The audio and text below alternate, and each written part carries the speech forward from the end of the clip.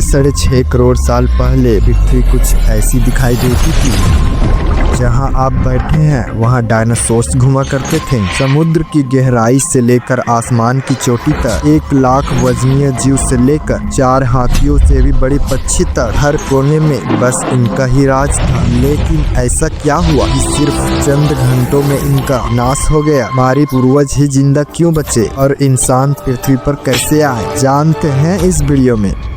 समय में थोड़ा पीछे चलते हैं। ये है हमारी पृथ्वी। उस वक्त ऑक्सीजन ज्यादा होने की वजह से इस 35 माले की बिल्डिंग जितने ऊंचे पेड़ हर जगह दिखाई देते थे और इनमें रहते थे डायनासोर्स।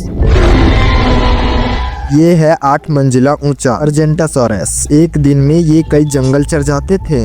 उस वक्त पृथ्वी कुछ ऐसी दिखाई देती थी। ये है चुने का रेगिस्तान, जहाँ लाखों सालों से बरसात नहीं हुई। यहाँ भी इनका बोलबाला है। ये है हमारा भारत, जो एशिया की तरफ बढ़ रहा था। उस वक्त भारतीय जमीन लावा से भरी रहती थी। यहाँ पाए जाते थे राजासोरस।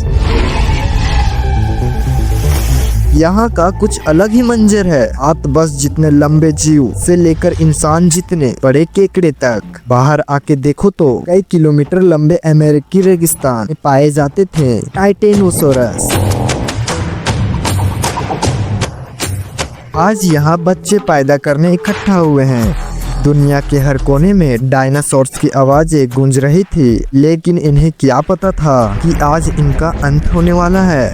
दरअसल हमारे सौर मंडल में जुपिटर और मंगल ग्रह के बीच बहुत से उल्का पिंड हैं, जो सूरज का चक्कर लगा रहे हैं। अंत के 10 करोड़ साल पहले इनमें से 2 उल्का पिंडों के बीच में टकराव हुआ और उसका एक टुकड़ा तेज गति से पृथ्वी की तरफ बढ़ने लगा। पृथ्वी के पास आते ही उसके कुछ टुकड़े चांद पर गिरे। अगर गति तेज होने की वजह से चांद का गुरुत्वाकर्षण उसे खींच नहीं पाया। पृथ्वी के करीब आते ही उसकी गति बढ़ने लगी। वातावरण के हिसाब ने उसे जलाना शुरू कर दिया और वह 80,000 किलोमीटर प्रति घंटे की रफ्तार से उसे टकराया।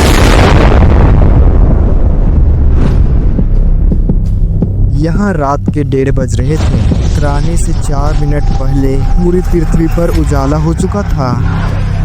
इसकी चमक को देख नजदीकी जानवर अंधे हो चुके थे। गिरने से पहले ही वहाँ का पानी सूख गया। गिरते ही विस्फोट से निकली ऊर्जा आज के 10 करोड़ परमाणु बम के बराबर थी। इससे निकल रही 6000 डिग्री सेल्सियस गर्मी ने आसपास के जानवरों को तुरंत भाप बनाकर उड़ा दिया। 150 किलोमीटर के दायरे की जमीन अंतरिक्ष तक पहुंच गई और अब तक सिर्फ 8 सेकंड ही बीते हैं। विस्फोट से जन्मे झटके की लहर 550 किलोमीटर प्रति सेकंड की रफ्तार से आगे बढ़ी। उसने पत्थरों को गोली की रफ्तार से उड़ाना शुरू कर दिया। आसपास नदियां उल्टी उठने लगी। जंगल के पेड़ नीचे गिरने लगे। पहाड़ों ने दम तोड़ना शुरू कर दिया। इसके कुछ ही सेकंड बाद आई भयंकर गर्मी की लहर ने उड़ रहे पत्थरों को पिघलाकर लावा बना दिया। संपर्क में आने वाला हर एक पानी तुरंत भाप बन रहा था। समुद्र के अंदर तुरंत उबाल शुरू होने लगा। लग झपटते ही जंगल सूख रहे थे। जानवरों का शरीर उबल रहा था और अभी तक सिर्फ शुरुआत ही हुई है। टकराव से हजारों टन मलबा अंतरिक्ष में पहुंचा था, जो गुरुत्वाकर्षण की वजह से पृथ्वी के चारों तरफ फैलकर पृथ्वी पर गिरने लगा। उसमें भी आग लग रही थी और जहां ये गिर रहे थे वहां कई किलोमीटर तक विनाश हो रहा था। टकराव ने पृथ्वी को अंदर से भी हिला दिया था, जिससे कुछ ही सेकंड में पृथ्वी पर भूकंप आना शुरू हो गया।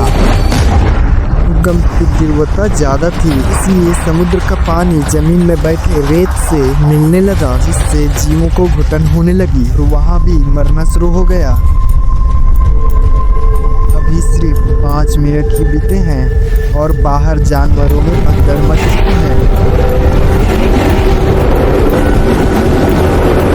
घटना स्थल पर पैदा हुई गर्म धूल और मिट्टी तेजी से आगे बढ़ रही थी।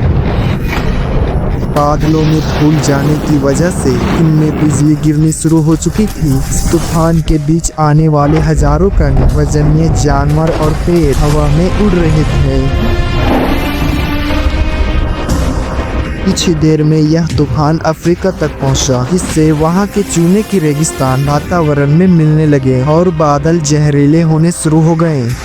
इसके पीछे टकराव ने समुद्र के पानी को बादलों से भी ऊंचा उठा दिया था। इससे गर्म पानी की भयानक बाढ़ आ रही थी। 5 घंटे के अंदर पूरी पृथ्वी धूल से हक गई। पृथ्वी का औसत तापमान कई सौ डिग्री सेल्सियस तक पहुंच चुका था। पूरी दुनिया के जंगलों में आग लगी हुई थी और कंपनी मरे हुए ज्वालामुखी को उजागर कर दिया था। हर सेकंड पृथ्वी गर्म हो रही थी, ऑक्सीजन कम हो रहा था, पृथ्वी पर जमी बर्फ पिघल रही थी और नदियों में बाढ़ आना शुरू हो चुका था। इस महाविनाश के बाद ज्यादातर जमीन में रहने वाले कीड़े मकोड़े और स्तनधारी जीव ही जिंदा बचे थे। पृथ्वी की 70% आबादी विलुप्त हो चुकी थी। कुछ डायनासोर अभी भी जिंदा थे, जो या तो छोटे थे या उन्हें किसी गुफा ने बचा लिया था। समुद्र की गहराई में रहने वाले जीव भी सलामत बचे थे, लेकिन अब उनका भी समय खराब होने वाला था। कुछ ही दिनों बाद जहरीले बादल पूरी दुनिया में बरसना शुरू हो गए। दिन ब दिन समुद्र जहरीला होने लगा, जिससे समुद्री जंगल भी मरना शुरू हो गए। धूल से ढकी पृथ्वी ठंडी पड़ रही थी